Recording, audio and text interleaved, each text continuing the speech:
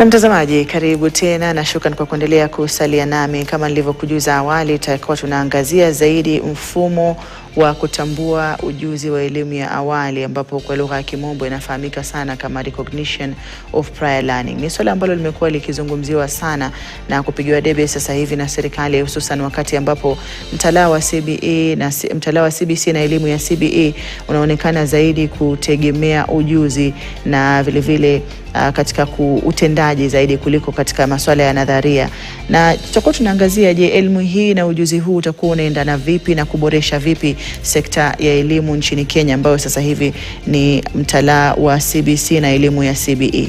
Tutakuwa tunahusisha studioni wataalam kwenye sekta hiyo, nikiwa nazungumza na Daktari Ezekiel Mwendo Kiilu, ambaye yeye ni mtaalamu wa masala ya ukufunzi ama masala zaidi ya ujuzi na kutambua ujuzi wa hiyo elimu ya awali ambayo ni RPL, akiwa yeye ni mratibu wa masala ya kutambua elimu ya awali. Na pia nitakuwa nazungumza na Zefania Musheri, ambaye yeye ni mtaalamu wa elimu ya CBE, na atakuwa anatusaidia kuona daraja ambalo lipo katika kuunganisha na kutambua elimu ya awali pamoja na ile elimu ya CBE, na pia labda zaidi katika kusaidia wanafunzi kwenye sekondari ya chini ama sekondari msingi na ile sekondari ya juu ambayo ni senior school. Karibuni sana. Asante sana. Naam, labda katika tukifungua kipindi katika kufahamu zaidi na watazamaji pia kufuatilia zaidi, ni nini maana ya RPL ambayo ni kutambua ujuzi wa elimu ya awali ama recognition of prior learning, daktari? Asante sana. Nashukuru. Ujuzi wa elimu ya awali unahusisha ule uondari, uzoefu, yale mambo mtu amesoma kando na masomo ya kawaida ya shule. Kando na masomo yale mtu ameenda kwa darasa amesoma, unapata kuna yale mambo mtu amezoea, amekuwa na uhodari nayo. Uzoefu ni ile inaitwa kwa Kiingereza skills na experience ama competencies. Inakuwa ya kwamba ukimpatia hiyo kazi anaweza kuifanya bila shida, lakini unapata hii kazi anayofanya hana cheti rasmi kutoka katika vyuo vya elimu ama wale wanaitwa qualification awarding institutions. Ana cheti, ana certificate, lakini ujuzi yako nao. Sasa excuse me, ule ujuzi unapotambuliwa kwa kupewa cheti. Sasa hii ndio tunaita recognition of prior learning. Yaani unapewa cheti kwa sababu ya ujuzi ulio nao ambao haujapata kupitia masomo, lakini umepata kupitia kufanya kazi. Uzoefu.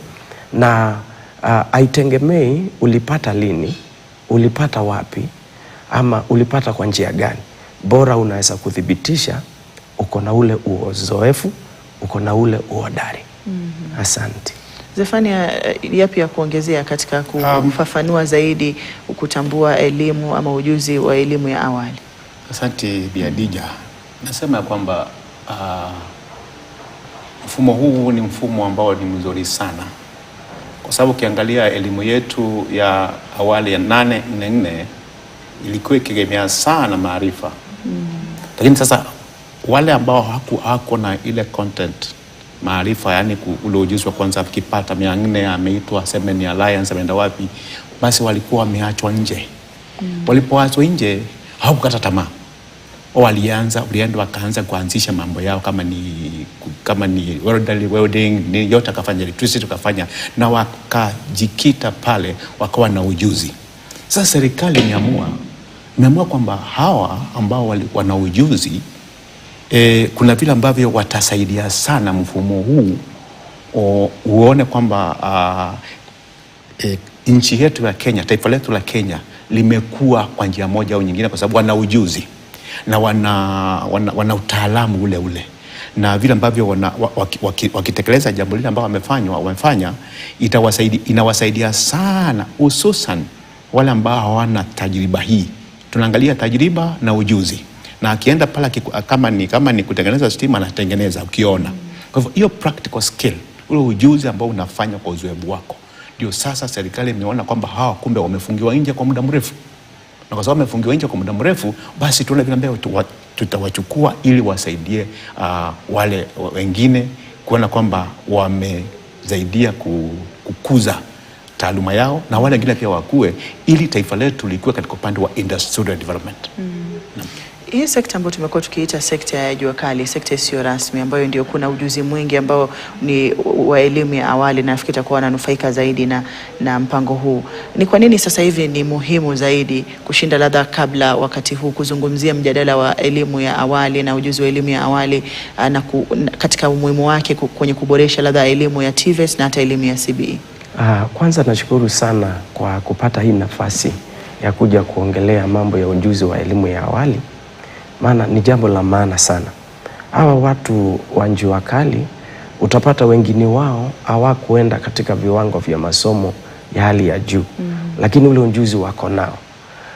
Sasa serikali kupitia idara ya majibo ya Wizara ya Elimu imeleta haya mambo yatakayosaidia zaidi, kwa sababu utapata kama mtu anajua kazi yake na hana cheti, mara nyingi katika kuajiriwa mtu anapata amezuiliwa. Kuna vizuizi katika hali ya kuendeleza katika progression ama kuendeleza mambo ya kikazi. Lakini sasa huu ujuzi ukipatiwa vyeti, utapata mtu anaweza kuajiriwa, sivyo peke yake anaweza kutambulikana, kwa sababu vyeti vinatoka katika taasisi zimekubalika kupeana vyeti rasmi. Kwa hivyo hapa kwa jua kali kuna umuhimu sana, maana Kenya kama nchi inayofanya kazi inategemea zaidi kazi ya mikono kukuza uchumi. Asante. Zefania, maoni yako ni yapi kuhusiana na kwa nini mjadala huu ni muhimu sasa hivi, ambapo tumekuwa na sekta ya jua kali ambayo sio rasmi kwa miaka mingi, hakuja kuwa na juhudi zozote za kurasmisha ama kutambua ujuzi huu ambao umekuwa ni mwingi sana, na labda umepita viwango ambavyo labda hata vipo katika baadhi ya vituo vya elimu ambavyo vinafundisha ujuzi wenyewe? Jambo la kwanza ni kwamba kuna mabadiliko katika mfumo wa elimu, na mfumo wa elimu huu ni mfumo elimu ya kiumilisi, competency. Sasa umilisi umekuja hapa, na wale ambao wanafunza naegemea sana katika upande wa walimu na kadhalika, Wizara ya Elimu.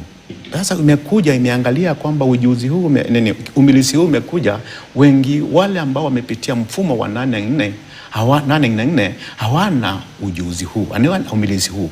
Ndiposa sasa serikali imegundua ikaona ya kwamba sasa kuna watu hapa ambao wana ujuzi huu na wanafanya kazi yao jua kali, na inaendelea, wanajenga nyumba kama hii na wanafanya kazi ambayo ni ya ajabu, lakini hawana cheti. Lakini sasa wakigunduliwa, wakitambuliwa, watasaidia sana mfumo huu wa kiumilisi CBE kuendelea zaidi, na malengo ya taifa yatafikiwa, kwa sababu sasa kuna ule uwiano, ule muumano, wala wako chini pale wana ujuzi, na wale ambao wanafunza, walimu hawana ule ujuzi, lakini wana maarifa kulingana na syllabus ambao umepewa ule mtaala.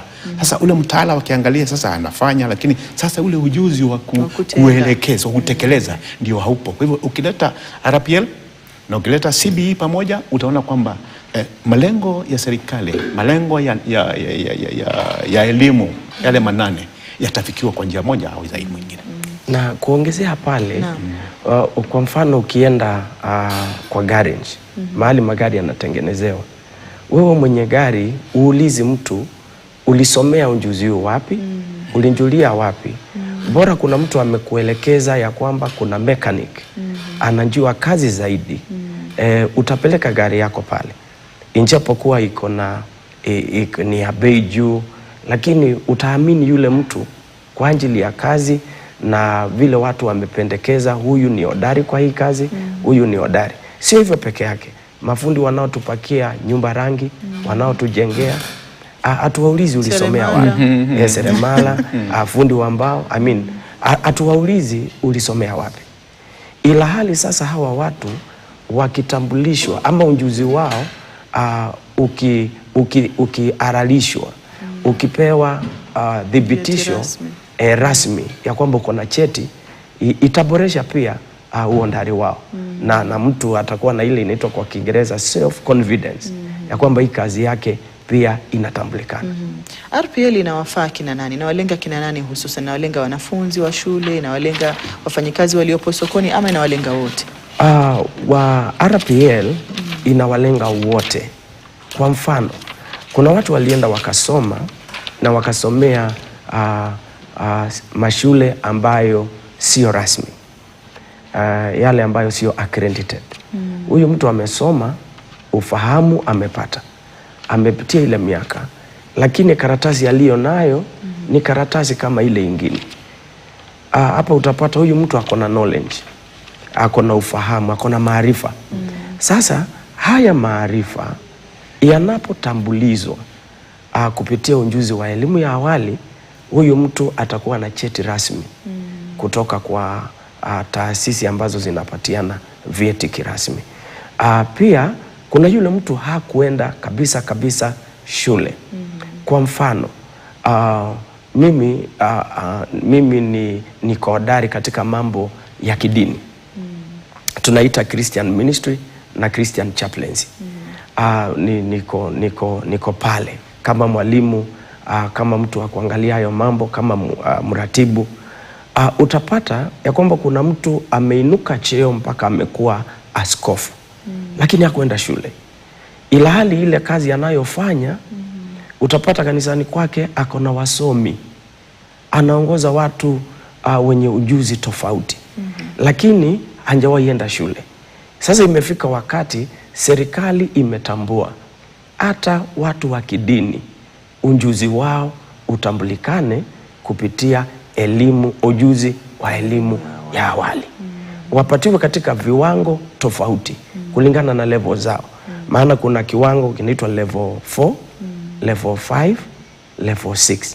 Kila mtu akiangaliwa na akifanyiwa utafiti, aonekane amefikia kiwango gani katika uhodari wake, anapatiwa cheti kilicho sahihi na ujuzi wake.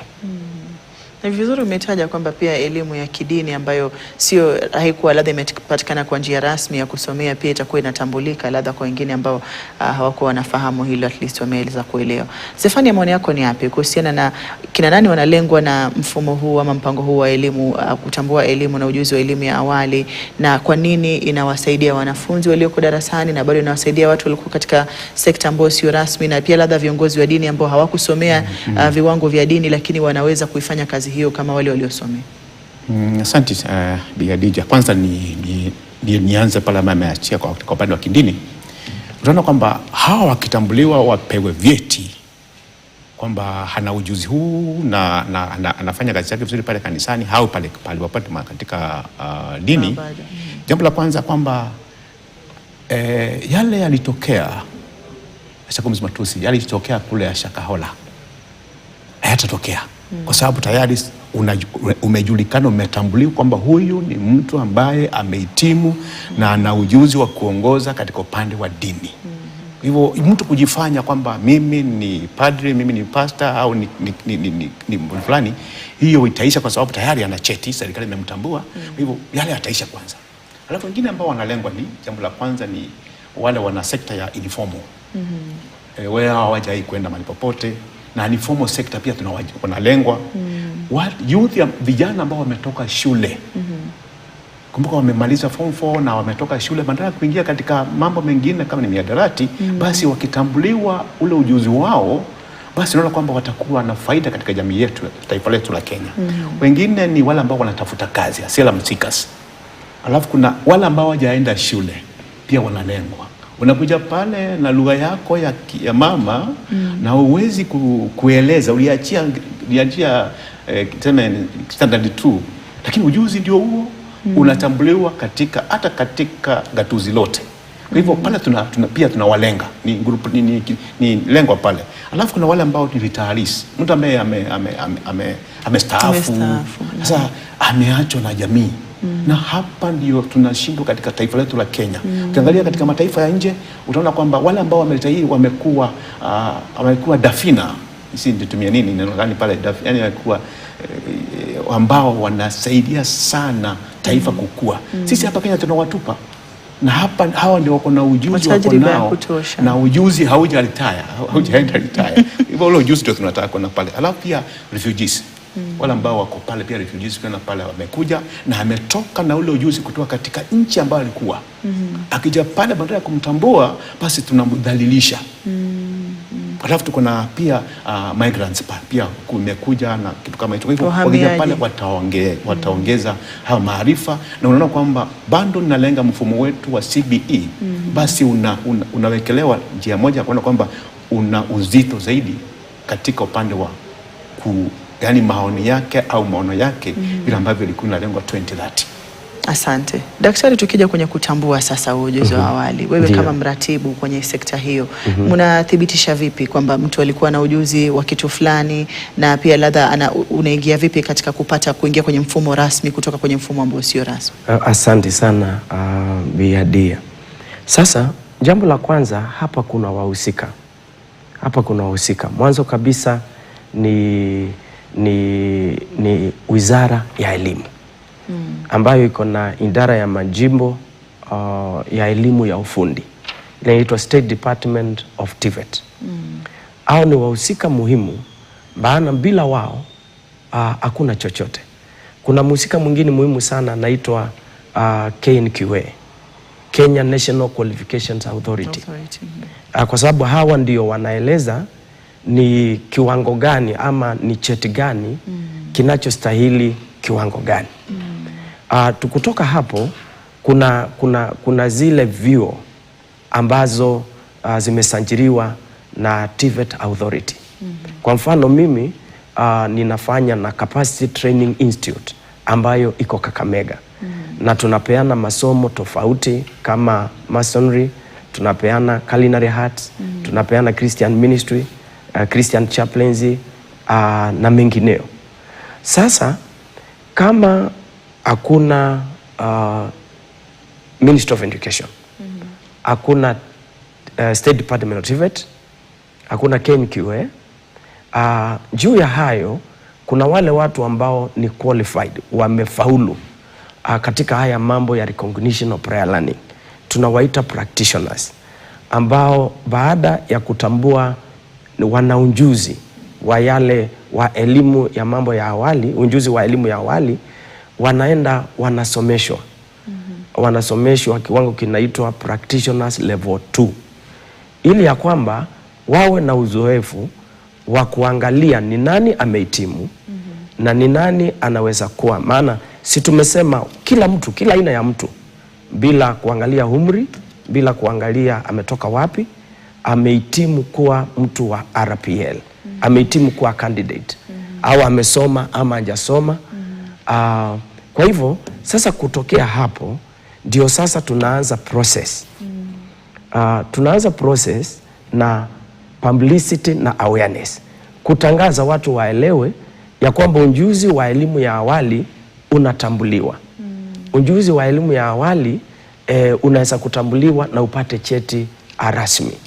Baada ya kujuza watu, mtu anajisajili ya kwamba anatamani kupata cheti.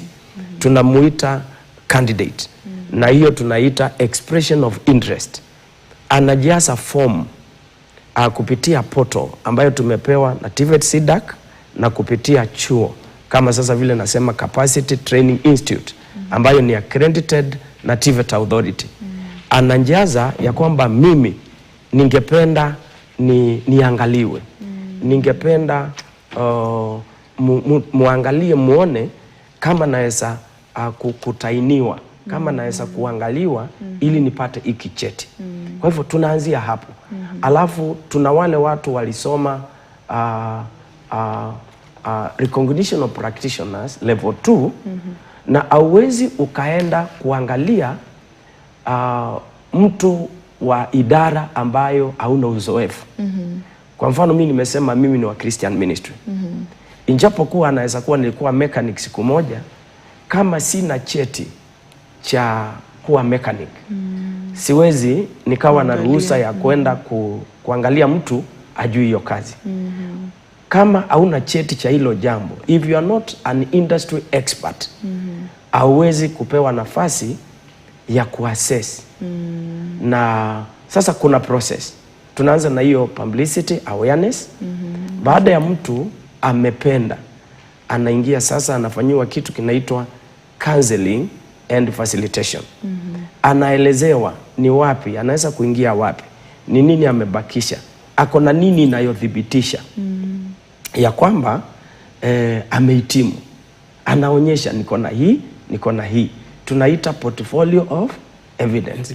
Baada ya hapo unamshauri, ndio anasonga mbele, either anafanyiwa assessment baada ya kuonekana ako na thibitisho. Siku hizi kuna mambo kama ya Photoshop. Mtu anaweza kupigwa picha na aondoe mazingira ama mazigara, aonekana kama ni yeye. Kuna kutathibitishwa kama ni wewe, hii kazi ni yako kabisa. Ile inaitwa quality assurance, validity. Ihakikisho kabisa hii ni kazi yako, na huu ujuzi uko nao, uzoefu uko nao, tajriba uko nayo. Alafu sasa huyu mshauri atakushauri unahitimu kiwango hiki. Kwa sababu kuna vitu viwili. Kuna kitu inaitwa occupational standards. Wale wenye industry, wale wahusika huwa wanaleta matakwa yao. Wangehitaji yule anafanya kazi na wao akuwe amehitimu kwa hii, kwa hii, kwa hii. Ni kwa mfano kama hapa, ile kazi mnayofanya, mkitaka mtu aajiriwe, kuna ule utaratibu mnafuata. Kwa hivyo hiyo ni kulingana na occupational standards ya industry yenu. Sasa kila industry iko na occupational standards ambayo imeorodheshwa kwa TVET SIDAC. TVET SIDAC. Sasa ikiweko, sasa ndio mtu analetwa aambatane na curriculum ambayo pia inatoka kwa TVET SIDAC kupitia kwa chuo ambacho kimethibitishwa, kimesajiliwa. Alafu sasa unakuwa uko tayari kufanyiwa assessment. Umetueleza vizuri kwa undani. Nafikiri wale wanaofuatilia watakuwa wameelewa. Nitakuwa napata maoni ya Zephania pia kuhusiana na jinsi ambavyo tunaunganisha na kuambatanisha ujuzi wa ama kutambua ujuzi wa elimu ya awali na labda mtaala wa CBE na CBC, na kuangazia zaidi pia kwenye masuala ya elimu ya vyuo vya kiufundi, vyuo anuai, na vile ambavyo vyote vinakuja pamoja na kuboresha sekta ya elimu nchini Kenya. Kwa sasa napata fursa ya kuingia madukani. Nitakuwa narejea tena hivi punde, na kusihi usiende mbali.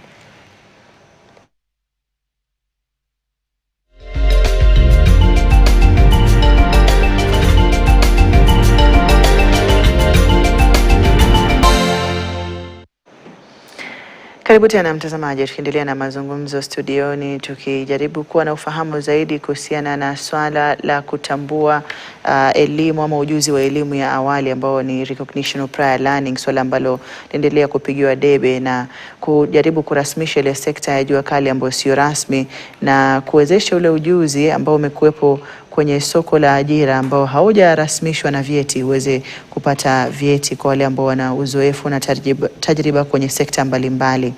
Na anahusisha studioni Daktari Ezekiel Mwendo Kiilu ambaye yeye ni mratibu wa masala ya kutambua elimu ya awali, akiwa yeye ni mzoefu katika masala ya elimu ya dini.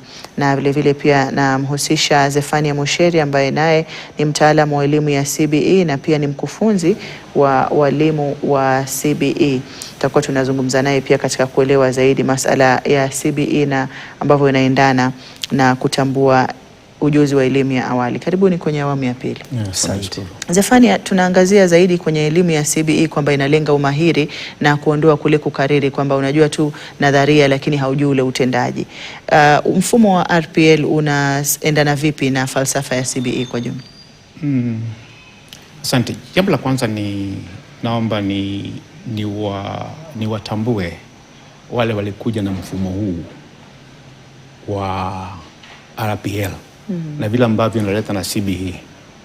Namzungumzia Daktari na Musasi Chinungo ambaye ndio patron wa kazi hii, wakishirikiana na tuseme na chair mwenyekiti ambaye ni Kasisi Joshua, na pia pale tuko na admin tunamwita Winnie Murugi, ambaye ukiangalia sasa kazi ambao walifanya na kupitisha mpaka ikapitishwa kwa parliament na kila mahali kaenda mahali kafika kiwango hiki, tunaomba tuwatambue kwa sababu wameleta Kenya katika taswira nyingine.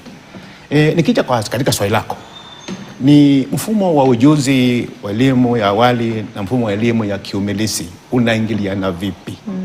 Kwanza, mfumo wa elimu ya kiumilisi ni uwezo wa kutumia maarifa, ujuzi na maadili na mtazamo chanya aliyoupata katika masomo ili kutekeleza kazi ile vizuri. Sasa kama ana ujuzi, ule ujuzi aonao anautumia vipi katika kuona kwamba yeye ana ujuzi amepata kulingana na mtaala wa kiumilisi. Inasemekana kwamba kama ni soma amesoma atafika wapi? Tuchukue mfano katika upande wa grade ya 7, 8 na 9. Je, CBE imelenga nini? Wanafunzi hawa masomo yote 9 yanalenga mwanafunzi huyu anataka kuwa nani? Kichukua Kiingereza au kichukua sayansi integrated, yote amekuwa nani? Alafu katika baada ya hapo ataenda katika grade ya 10, 11, 12 ambapo sasa ni specialization kwa sababu ametambua na mimi nataka kuwa daktari. Sasa masomo ambayo atapata pale ni ya kujua kwamba katika career ambayo amechagua, sasa masomo yale 7, sababu ni 7, yatamwelekeza kufika career yake. Ila akifika kwa TVET ana ule ujuzi. Shida ni moja ambayo tuko nayo. Je, ukiangalia katika STEM kuna pure science, kuna applied science na kuna technical subject. Technical subject ambayo sasa ndio unalenga wale ambao kama ni RPL ina masomo 28. Na 28 sisi walimu hatukupitia mambo ya woodwork, building and construction, mambo ya metalwork, mambo ya seme kama ni fashion, beauty therapy, hairdressing, plumbing, masonry, joinery, automotive engineering, hatukufanya hiyo kazi. Lakini katika vitabu tunafunza wanafunzi.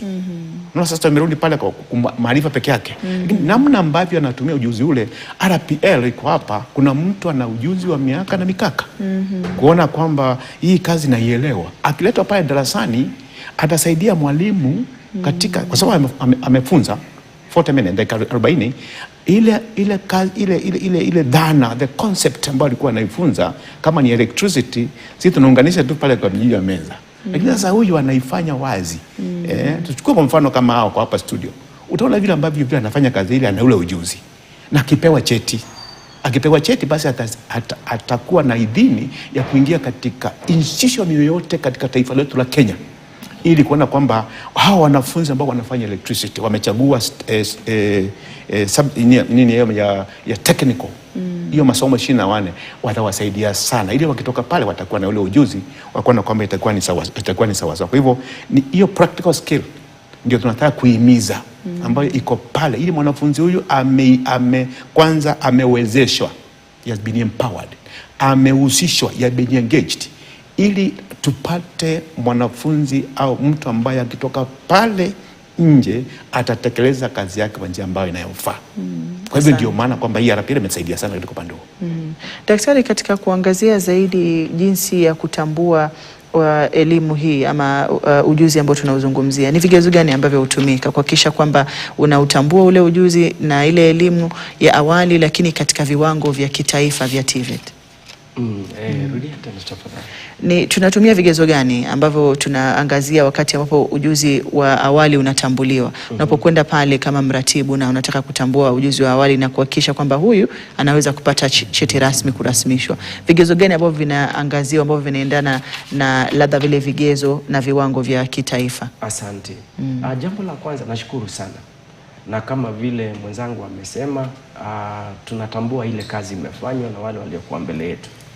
Na hasa zaidi katika kikundi kinachoitwa Association of Pentecostal Vocational Training Institutions, ambacho kimeangazia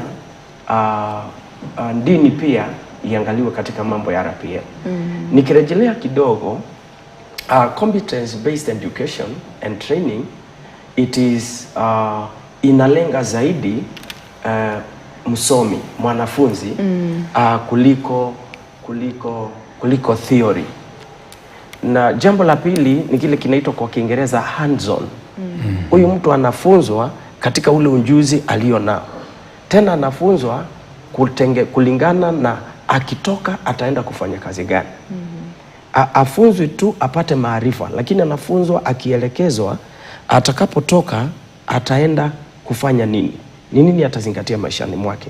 Sasa hapa katika mambo ya RPL atuamuki tu na kutambua mambo, kuna kile kinaitwa curriculum, na curriculum ambayo tunafuata ni curriculum ya CBET, Competence Based Education and Training. Ndio tunafuata. Maana sasa mtu akisha kumaliza grade 9, zamani tulikuwa nasema secondary, sasa unaingia kwa upande wa CBET, na curriculum yetu ni competence based. Ni competence based, inaangalia skills, inaangalia experience, haiangalii kile umesoma, kwa sababu tumesema hata mtu mwingine anaweza kuwa hajui kusoma, hajui kuandika, lakini ako na ule ujuzi. Tena tunaangalia ile thibitisho ya kile amefanya. Hayo ndio mambo ambayo tunaangalia, na tunalinganisha na mambo ya kitaifa, frameworks ambazo zimewekwa za kimasomo kwa wakati huu. Kwa hivyo hatufuati mfumo wa zamani, tunafuata mfumo wa CBET. Zefania, unaweza kusema kwamba labda mfumo wa kutambua ujuzi wa elimu ya awali unaweza kuwa daraja labda la kuunganisha walimu wanafunzi wa sekondari ya msingi ambao ni junior na wale wa senior ambao ni sekondari ya juu na hata labda ngazi za TVET? Unaweza kuwa daraja la kuunganisha wanafunzi katika ngazi zote. Umesema, umegonga ndipo kusema kwamba ni daraja kweli. Ni daraja kweli, imeunganisha, imekuja kama imeingia kama daraja kuunganisha CBE na hao wengine katika upande mwingine RPL. Kwa mfano darasani, nirudi darasani kidogo. Katika kule kufunza kuna kitu tunaita, tukifika katika grade ya 10, 11, 12, kitu tunaita RIASEC model. RIASEC model ni mahali ambapo mwalimu akiwa darasani pale atambue realistic learners, wale ambao wanaweza kufanya kazi kwa mikono, wale ambao wanaweza kutumia vifaa. Hao ndio tunaita doers, wanafanya watambue. Alafu tuna wale ambao wanaitwa investigators. Hawa ni wale ambao wanapenda kutafiti, ambao wanafikiri zaidi. Alafu kuna watu ambao wanapenda kama media, kama kina Adija hapa. Sasa tuwatambue. Sasa tukitawatambua pale, sasa tunaweka mahali ambapo wanafaa. Sasa wakiwa tukichukua pale, then CBET inakuja sasa kuchukua, ndio umewatambua, ndio sasa competence based educational training. Sasa ndio tunakuja pale ili tufanye short courses za hao watu, walimu wao ambao wako hivi, wasaidie kuleta kazi hii vizuri. Na tuseme kwamba kuna uwezekano mkubwa sana mikakati ambayo inapangwa kulingana, kwa sababu hawa wana uhusiano na Nairobi University, kwamba CTI, Capacity Training and Training Institute, kuna ule mkataba wamefanya na Nairobi University. Kwanza pale Kikuyu campus kuna uwezekano mwezi wa 4 hawa walimu tuwaite pamoja sasa, ili wawe na ule uwiano, umefanya hivi na hivi. Sasa tukienda katika nyanjani au katika vyuo vyetu vya kufunza, je, kutakuwa na ule muumano? Tutazungumza lugha moja kulingana na sheria na ya Ministry of Education, Wizara ya Elimu na hawa wengine watu. Kwa hivi ili tusiende nje ya mkataba ambao ulifanywa na RPL na serikali. Sasa lazima tuonyeshe kwamba hao tumewachukua those courses, lazima pangwa katika 18 na nimefanywa katika awamu 3, 6. Kwa hivyo hivi karibuni, wakati mwingine kazi mtatuita kabla ya mwezi wa 4, tunaona kwamba hii itakuwa imetoka. Kuna ile mikakati ambayo inapangwa, tuseme ni daktari na msazi vile ambavyo anaeleza, anapanga mambo kama haya pale Kikuyu campus, vile ambavyo haya mambo ambayo ni RPL kutakuwa na daraja. Hii daraja itafafanuliwa vipi katika upande huo. Na labda katika kuongezea na pia katika kuangazia changamoto ambazo zipo kwenye utekelezaji wa RPL nchini Kenya, ukiongezea alafu naweza kuzungumzia hizo changamoto ambazo labda zipo na ni zipi? Ndio. Nashukuru sana, na pia nashukuru kwa huyo daktari na msasi, ndiye angekuwa hapa na ndiye alituhusisha tukuje leo, na ni mzoefu katika haya mambo ya RPL. Sasa kuna kitu ningependa kuweka wazi na vizuri kabisa. Mambo ya ujuzi wa elimu ya awali, hakuna mambo ya kurudi kwa darasa. Hakuna mambo ya kwenda kusoma. Hautazamwi kwa kile utakachosoma. Tunaangazia ujuzi ulio nao tayari ambao haujatambulikana. Ili mtu asianze kupanga hataki kurudi shule. Mtu asianze kusema. Kwa hivyo CBE hawa ni watu wanasoma na wanaendelea kusoma. Lakini RPL tunatambua ujuzi uliopo tayari. Tunatambua wale wako na uondari na uzoefu. Kwa hivyo huyu ni mtu amefanya hii kazi. Sio mtu anaamukia leo alafu anapewa cheti kesho. Ukiangalia mtu ambaye anasoma ako grade 9 hana uzoefu. Hana ujuzi. Kwa hivyo hata hakuna maana kabisa. Sasa changamoto moja ya RPL ni hii. Unapata mtu amefanya kazi yake miaka yote na anakuuliza, hiyo cheti nikipata itanisaidia wapi na kivipi? Changamoto la pili ndio hii ya kwamba wasomi wanaona ni kwamba kuna daraja zinarukwa katika masomo, ya kwamba mtu ambaye hakuenda secondary school baadaye anapata certificate ya level 4 na mwingine alienda secondary school anapata level 4. Ila hali hawaangalii unaweza kuwa ulipata level ulienda secondary school lakini una ujuzi wa huyu. Mfano mzuri ndio huu. Kukawa technician ambaye walikuwa nataka mtu wa kutengeneza lift. Sijui inaitwaje kwa Kiswahili. Pale Mombasa. Sasa wakaitana interview. Kuna wale wameenda university engineers na kuna mtu mmoja alikaa na mzungu kwa miaka 20 akajua kuzitengeneza. Kwa hivyo interview zikawa disassembled, zikaharibiwa na wakaambiwa kutani interview 6th floor. Baada ya dakika 20 huyu mtu aliyetokea darasa la 7 alikuwa juu anafanya interview. Akasema yeye hajasoma lakini ana ujuzi. Hawa walioenda university wakaja wa kwanza alikuja after 1.5 hours. Interview ikafanywa. Baadaye wakasema kile tunataka ni ujuzi zaidi, sio certificate. Kwa hivyo ujuzi ndio unatambulika. Na kuna changamoto hata za hii process sasa ya kupatiana cheti ni mrefu. Asante. Asante. Tukiangazia wanafunzi na walimu, wazazi na walimu ambao labda wanahofia kuwepo kwa mabadiliko ya CBE katika kuleta mfumo huu wa RPL, ni kipi ambacho unaweza kuambia ama kuwafafanulia zaidi wapate kujua kwamba hakuna mwanafunzi atakayekosa fursa kwa sababu ya kuja kwa mfumo huu, lakini labda kwa kuboresha zaidi zile nafasi zilizopo? Asante Yadija. Jambo la kwanza ni kwamba walimu kuna ule mtazamo hasi. Kwamba yeye ana maarifa na amesoma na ana cheti na pita. Sasa ule kubadilisha mfumo wake wa kufundisha ili tupatie mwanafunzi nafasi ya kwamba yeye ni learner centered, sio teacher centered. Huo mfumo kwamba kufuatilia, kuona kwamba nikifika pale darasani nitabadilisha njia yangu ya kufunza ili tuone ujuzi huu ambao tunataka kuona. Kumbuka NEC inaangalia vile ambavyo mwanafunzi amefanya, sio vile ambavyo amefunza. Hivyo kuna changamoto kama hiyo ya kuona kwamba ni vigumu kuona kwamba vile ambavyo watoto vile ataitekeleza. Jambo la pili, si kama ni changamoto au nini najibu, ni mambo ya changamoto. Kuwapatia nafasi wazazi kuelewa jinsi ambavyo kuwepo kwa kutambuliwa labda kwa yule seremala ambaye amemwona miaka yao yote lakini hakuwa na cheti rasmi, wanapomwona labda darasani na wanafunzi ambao wanasaidiwa kupata ule ujuzi baada ya kupewa cheti rasmi, kuelewa tu kwamba huyu kuwepo darasani labda iwapo atakuwa amepewa fursa ya kuwa mkufunzi kutakuwa kunaongeza ule ubora kwenye elimu ya mtoto na sio kumpunguzia fursa yule mwanafunzi. Na pia kwa walimu kuelewa umuhimu labda wa kuwepo kwa wataalamu hawa wakiwa wamerasmishwa kwenye mazingira ambayo ulikuwa unayataja kwamba wasaidie walimu ambao wao wanaweza kufundisha elimu nadharia katika kuleta ule utendaji kwenye ile elimu ya CBE. Kumbe naomba kwamba serikali ingilie kati jambo hili kwa haraka, kwa sababu jambo la kwanza kuna ile workshop ya wazazi wenyewe waelezwe kwamba hawa tumewaleta kwamba huyu si yule ambaye anafanya hapa ameingia kufanyia hapa university, hivyo aonyeshwe kwamba hii aonyeshe umuhimu wa mtu huyu kuwa hapa.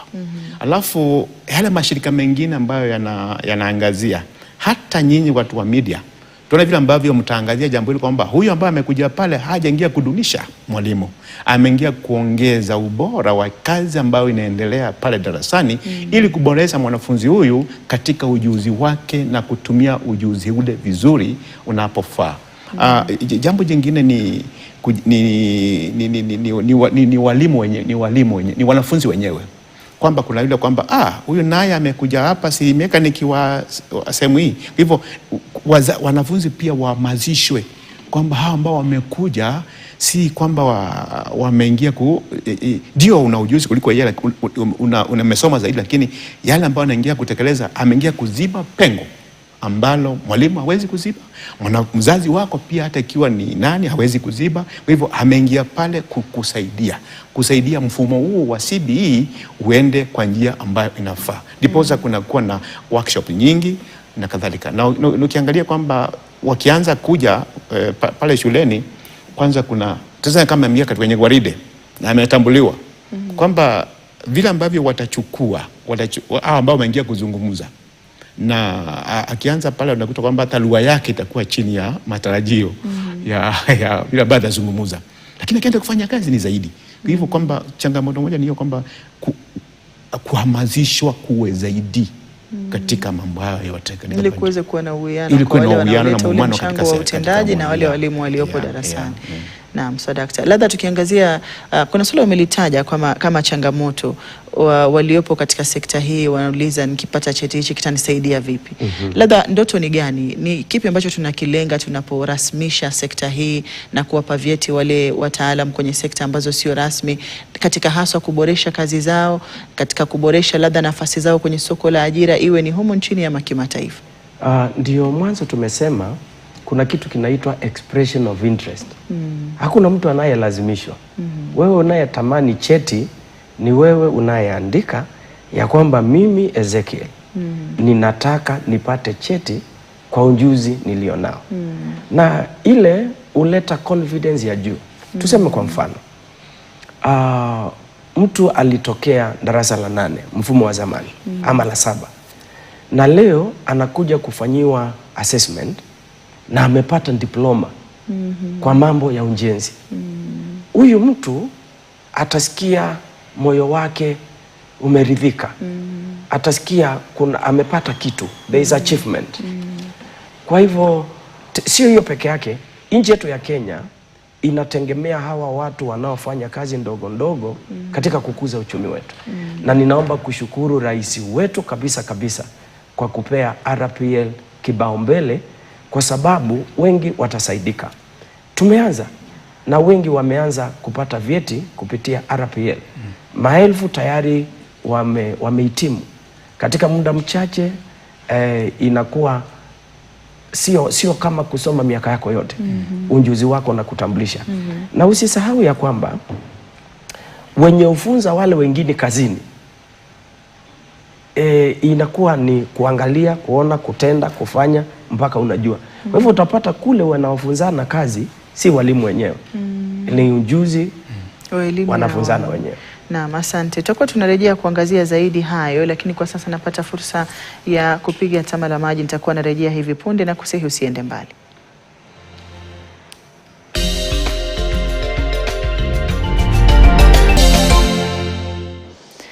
Na mtazamaji, karibu tena, tukiendelea na mazungumzo studioni, ukiangazia zaidi ujuzi wa elimu ya awali na mchakato wa kutambua ujuzi wa elimu ya awali ambao ni Recognition of Prior Learning, yani RPL.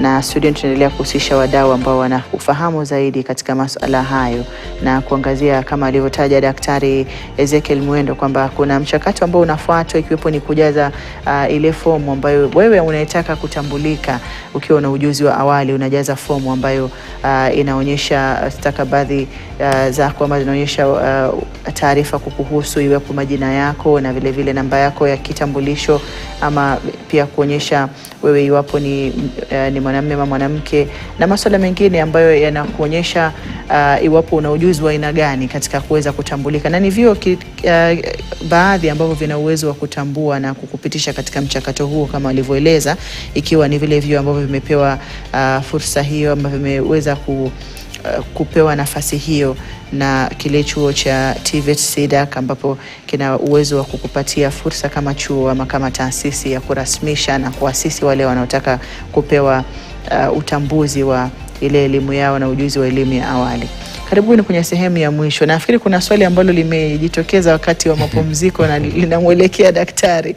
Wale watu wenye ujuzi wa elimu labda ya mitishamba, wanajua kuchanganya mizizi na majani na magamba ya miti katika masuala ya matibabu, na pia katika kupeana labda zile huduma kama ama caregiving kwa lugha ya Kimombo, wapo katika orodha ya watu wanaoweza kutambulika kwenye RPL ama hawapo, na kama hawapo ni kwa sababu zipi? Asante sana kwa swali jema. Kile naweza kusema ni ya kwamba katika kila industry kuna regulator na kuna board na kuna wale stakeholders ambao wanaangalia mambo inaenda vizuri. Na kama vile nilisema awali, kuna occupational standards. Hauamuki na kuenda vile unavyotamani. Kwa mfano katika counseling na mental health na health kwa jumla, ilipitishwa ya kwamba health na health related kupitia kwa TVET SIDAC hakutapeanwa RPL, ili kusitokee watu ambao hawana ujuzi kikamilifu na wanahusika na maisha, wanahusika na life. Kwa mfano uletewe mtu akuje kukutibu na akuue na akona cheti. Sitamaanisha akona cheti ya kukuua. Kwa hivyo mimi ningependa zaidi nijibu katika mambo ya kidini, lakini sio hayo ya mitishamba. Sasa swali ya kidini kitokea nitaijibu vizuri, lakini hiyo ya mitishamba pengine tutatafuta expert na atajibu vizuri kama wameorodheshwa kwa RPL. Nashukuru. Asante. Lakini kuna baadhi ya mipaka ambayo imewekwa kwenye sekta ya afya kwa jumla. Kwa hivyo huenda ikawa kuna baadhi ya masuala ya kuhusu afya kama ladha ya masuala ya dawa za mitishamba ama hata ladha ya afya ya akili kama ulivyotaja, yakawa yana vigezo tofauti na vile ambavyo vimetajwa kwenye sekta nyingine. Ndio. Na pia huyo mwenye ana practice mitishamba inaonyesha akona license. Hiyo license mahali alipata, hiyo ni authority yake. Anaweza pia kuuliza hiyo swali kama hiyo nafasi hipo. Wala kusema ndio ama la nachelea. Na bila shaka tukiangazia mfumo wa sasa wa CBE, Zephania, unaweza kufanikisha kuwepo kwa, yani kutambua vipaji na ujuzi nje ya darasa, ama tunaangazia zaidi masuala ya darasani? Tumejiweka kwenye nafasi ambapo ni rahisi kutambua ujuzi wa mwanafunzi alionao nje ya darasa, kwa sababu baadhi ya masuala tunayoyatambua kwenye ujuzi wa elimu ya awali ni vipaji tumezaliwa navyo. Mtu amezaliwa akiwa anajua kusuka tu, aliona mtu akifanya na yeye akashika. Je, mfumo wa elimu wa sasa umeweka vigezo ambavyo tunaweza tukatambua hivi vipaji na ujuzi wa mwanafunzi kando na yale masuala ya darasani? Asante Khadija. Kwanza, jambo la kwanza ni tukiangazia jambo hilo, mwanafunzi huyo akimaliza grade ya 12 apate Kenya Certificate of Basic Education, ana mikondo miwili: ataingia chuo ama aende kujitafutia kazi. Kwa hivyo ikiwa ana ujuzi huu ambao amepewa na RPL na ana ujuzi huu ambao amepata darasani, akilinganisha yote mawili, akitoka pale nje ana uwezo kufanya hii jua kali yake iwe bora zaidi. Itaiboreka zaidi. Na wale ambao amekuwa nao, kumbuka mwalimu wake ambaye amekuja pale hata muacha. Kuna vile ambavyo amesoma na taaluma ambayo amepata kwa huyu ambaye ako na ujuzi na tajriba nyingi, basi yeye tayari wamekuwa na partners, walikuwa pamoja pale. Kwa hivyo itasaidia sana tena akitoka pale nje na kujiendeleza katika upande huo. Pili, Wizara ya Elimu naona kama tunachelewa sana, na ikiwezekana imfikie ambayo nahusika, Tusingoje mpaka ifike grade ya 12 wanafunzi hao watoke wajiunge na TVET. Hapa grade ya 10 waanze kuhusishwa. Hawa waanze kuja na tuwe na seminars warsha nyingi ambazo zinasaidia sana kuona vile ambavyo tutafikia TVET, ndio kitoka chuo kikuu na ili akifika pale pia atakuwa ameelewa zaidi badala kuenda kufanyiwa vile ambao walifanywa grade ya 10. Kwa hiyo waliambiwa tu twende jaza, alafu kama sasa wanafunzi grade ya 9 wanajaza forms ya kuwa kuchagua subject ambao watatumia grade ya 10. Mpaka wakirudi midterm watakuwa wamejaza fomu hizo. Hizo fomu naomba wazazi wawe makini sana katika kujaza. Ninataka kuwa nani? Asiwe ni mzazi ambaye anataka vile ambaye anataka kuwa engineer. Aelekezwe na interest na strength na competency ya mwanafunzi huyu wakimwangalia, na asifanye peke yake. Aende katika mwalimu wa darasani anamueleza ndivyo hivi, mwanafunzi huyu nimekaa na yeye miaka 3. Ninamuona hivi. Yeye akichagua mkondo huu atafika mahali na atasaidia. Asante. Daktari, unahisi Kenya iko tayari katika kutekeleza RPL kitaifa ama bado kuna changamoto na mapungufu ya sera na miundombinu? Tayari tumeanza. Nimesema hapa, niko hapa kama practitioner. Na tayari tumeanza kufanya assessments. Maelfu ya watu tayari wamehitimu katika mambo ya RPL. Hiyo ni kumaanisha tumeanza na tutafikia malengo yetu katika muda ulio mbele. Hilo ni vizuri kueleweka. Kile kinachohitajika ni watu wengi zaidi waendelee kuingia katika practitioners ama ile inaitwa human resource. Kwa sababu utapata watu wa kuelekeza wale wengine wanaweza kuwa wachache. Maana ile siku watu watatamani kutambuliwa katika RPL, watakuja kwa wingi na itakuwa na uzito kwa upande wa wanaofanya assessment, wanaofanya counseling facilitation. Kwa hivyo mahali tuko tumejipanga, na nashukuru TVET SIDAC pamoja na RPL Delivery Unit ambayo inaongozwa na Director Dr. Maindi.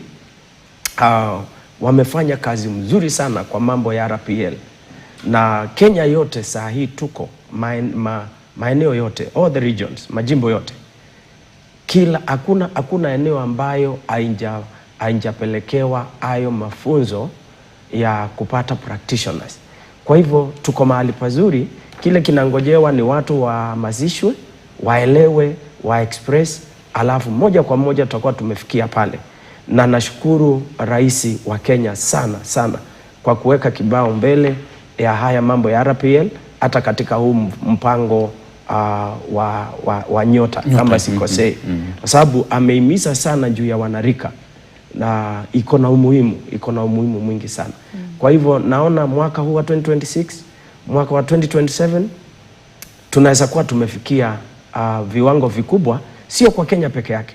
Maana utapata mataifa mengine kama Australia, mtu akiwa na recognition of prior learning atahitajika. Hii inahusisha nchi yetu ya Kenya na nchi nyingine.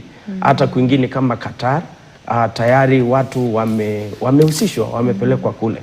Kwa hivyo ninawahimiza watu wakumbatie, wafanye huu mfumo wa RPL kuwa sehemu yao ili watu wapate vyeti.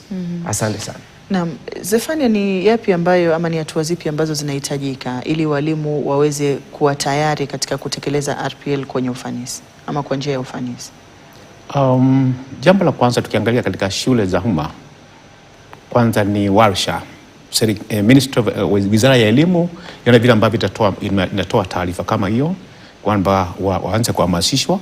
Katika private schools, shule za kibinafsi, kuna vile ambavyo wanaweza kuungana na kuita na kuhusisha maafisa hawa kina Daktari Kilu na kina Damusasi na wale wengine wote, waone vile ambavyo wakija pale watahamasisha walimu ili tuanze kazi hii mapema. Wanafunzi wetu wasichelewe, kuona kwamba kwa sababu kuna jile ambalo mtu akipewa wazo fulani anachukua, kuna mchakato ambao mtu anachukua kuelewa. ili tuone vile ambavyo afanye vile ambavyo itatakikana haraka, ili waelewe na wanafunzi waanze kuangaziwa namna ambavyo RPL itawasaidia kuona kwamba itafanikisha ndoto yao katika mkondo ambao ameuchagua.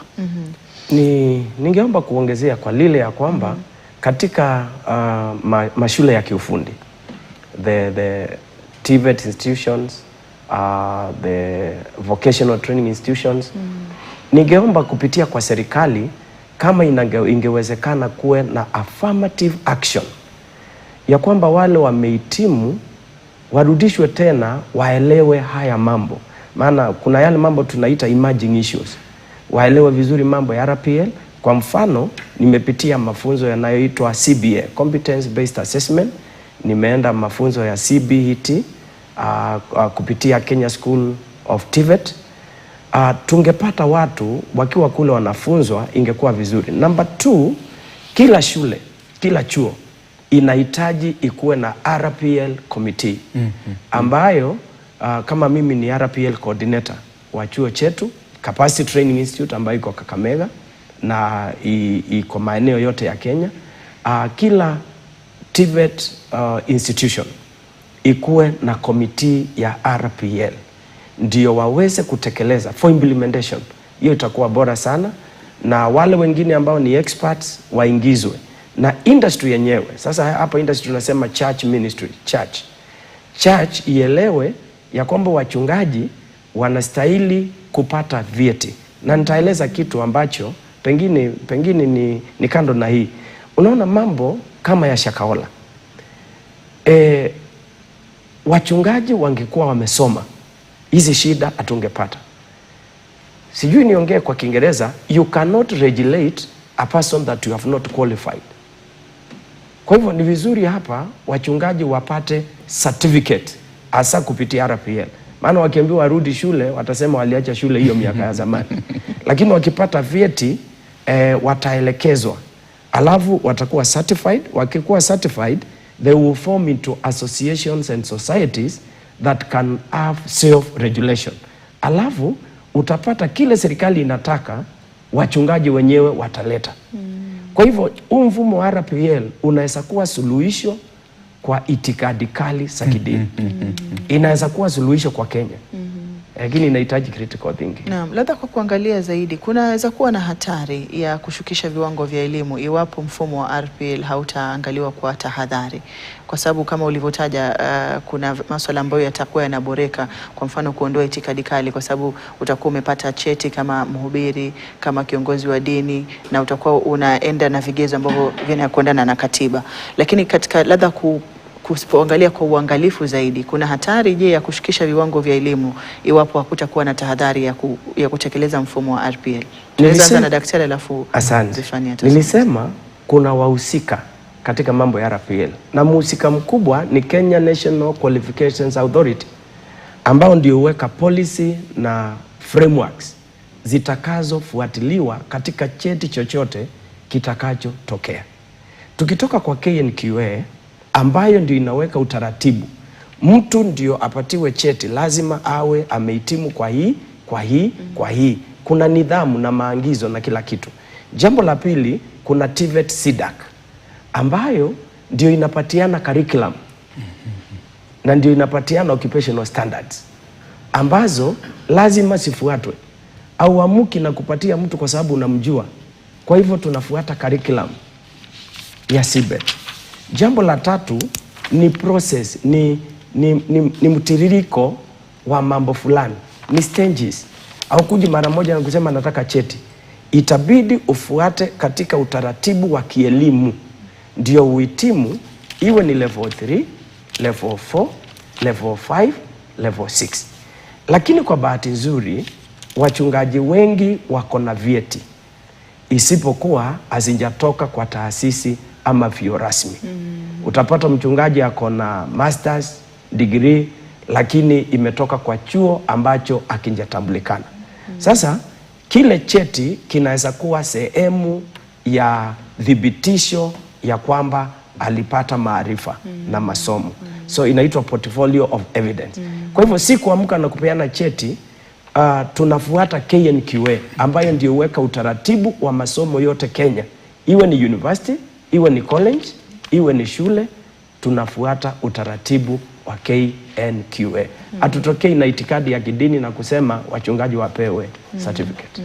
Kwa kuongezea Zephania, maoni yako? Yes, nimesema kwamba vile amesema kwamba tukiingia katika upande wa elimu wa Wizara ya Elimu, tuna Wizara ya Elimu, tuko na KICD na kuna NEC.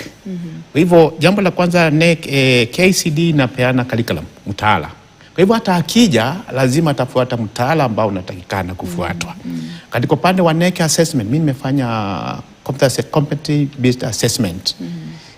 Zote 14 akija lazima aingie katika tathmini zile 14 zote, na hawezi kufanya nje ya tathmini ambazo zimepewa na NEC. Kwa hivyo akija pale lazima akubali mtaala ambao umekuwa pale, afuate elimu ya kiumilizi na mtaala ambao unapatikana pale. Kwa hivyo ni vigumu sana kususha kiwango cha elimu, kwa sababu hawa watu wa tuseme ni quality assurance wamekuwa pale katika kuona kwamba mtaala uko sawa, na pia the director of education, hao watu wa curriculum support officers pia wako pale kuangazia kwamba amekuja pale na watapitishwa katika mchakato wa kuona kwamba wamejikita katika mtaala ambao umetakikana. Na certificate lazima hiwe na validity, quality assurance, na ikuwe verifiable. Kwa hivyo certificate inatoka kwa TVET SIDAC, na lazima ifuate itikadi zote za accreditation. Kwa hivyo hakuna mtu ataamuka apewe cheti kwa sababu anajulikana. Tutafuata itikadi zote na mipangilio ya kielimu. Kwa hivyo hakuna kushusha elimu kwa njia yoyote ama kupita kiwango kimoja cha elimu. Kuna ile tunaita pathways, njia za kupata vyeti mpaka kiwango cha juu. Hizo njia zinafuatwa vizuri kwa utaratibu, na ndio tuko na mtu anaitwa mshauri anayeshauri mtu, anamwambia hii hauwezi ukahitimu kwa sababu hii na hii, kwa hivyo utahitimu level hii. Asante kwa ufafanuzi huo nyote wawili. Labda kwa kumalizia, kwa vijana, kwa sababu kuna watu wengi ambao wanahisi labda hii inalenga wazee ambao wamekuwa wakifanya kazi kwenye sekta isiyo rasmi kwa muda mrefu, lakini kwa vijana zaidi, kuwaeleza zaidi umuhimu wa wao RPL kuwasaidia wao katika kujiajiri ama kupata ajira, na pia katika kuwapatia nafasi bora iwapo kuna kijana ambaye aliacha shule kwenye kiwango ambacho hakupata cheti rasmi na labda ana ujuzi wa awali. Tukimalizia daktari, alafu Zephania. Asante. Number 1, mwanarika atapata cheti, a formal certificate. Jambo la pili, haina gharama ya juu kama kusoma miaka yote. Wengi walitoka shule kwa sababu hawangeweza kuhimidi, hawangeweza kupata pesa ya kutosha wasome. Kwa hivyo haitatumia pesa nyingi, ni kiwango cha chini cha pesa. Jambo la tatu ni ya kwamba anaweza akipata, tuseme amepata level 4, anaweza kuendeleza kutoka hapo. Anaweza kufanya level 5, arudi tena asome. Anaweza kufanya, akipata level 5 anaweza kufanya level 6. Jambo lingine ni ya kwamba inahimiza kupata ajira, na pia wale watu ambao umekuwa ukifanya kazi nao, ulikuja bila cheti, wanaweza kutumia cheti chako kukuajiri kirasmi kulingana na ajira vile zinaenda. Na ingine ni kupata opportunity tofauti. Na jambo la mwisho ni ya kwamba ukiwa na cheti juu ya ujuzi, watu watakuwa na credibility. Kwa hivyo kazi yako itaaminika zaidi. Na Zephania, kwa kumalizia kwa sababu ya muda. Mimi ni kusema kwamba likitoka liote. Waziri wasema likitoka liote. Ili jua limetoka. Tuliote. Na tuliote, kwa sababu na wengi wale ambao wanatakana sana kundi lengwa kuota jua hili ni vijana. Kwa sababu wanasema ujana ni moshi. Ukienda ndio huo. Kwa hivyo wasione kwa kuchukua muda, ukiingia tuna moja, waanze kuwachukua fursa hii ambao wameletewa na serikali na ambayo inawatambua, ili waone kwamba maisha yao hasa katika upande wa career advancement yao utaona kwamba milango imefunguliwa mingi ya kujiajiri na pia ni vile ambavyo anaweza kutumia ujuzi huu hata nje, kutumia hata internet na kadhalika. Kwa hivyo mipaka itafunguliwa zaidi wakienda katika RPL na kuelekeza yote ambayo inatakikana. Naam, asanteni sana. Imekuwa nafikiri kikao ambacho kimekuwa na manufaa kwa mtazamaji na hususan katika wale walio kwenye sekta isiyo rasmi kufahamu zaidi haswa RPL ni nini na inamhusu nani, na labda mchakato mzima wa kuweza kuangaliwa na kupata cheti kutokana na ule ujuzi wa elimu ya awali unakwendaje. Nimshukuru sana Daktari Ezekiel Mwendo Kiilu ambaye yeye ni mratibu wa masala ya kutambua elimu ya awali, akiwa ni miongoni mwa wale waliopata vyeti kama waratibu na kama wadau kwenye sekta hiyo ama kwenye mfumo huo, akiwa kwenye kituo cha Capacity and Training Institute. Asante sana kwa kuja na kwa muda wako, na pia nimshukuru sana Zefania Musheri ambaye yeye ni mtaalamu wa elimu ya CBE na pia ni mkufunzi kwa walimu wa mtaala huo wa CBC na kwenye elimu ya CBE. Asante sana Zefania kwa mchango wako na kwa kufika kwako. Mtazamaji, kufikia hapo natamatisha taarifa za yanayojiri na pia mazungumzo haya kwa jumla. Natumai kwamba yamekunufaisha unaitazama kuhusiana na ujuzi wa elimu ya awali. Nimekuwa wako Hadia Mwasiwa, hadi wakati mwingine insha Allah, kwa heri.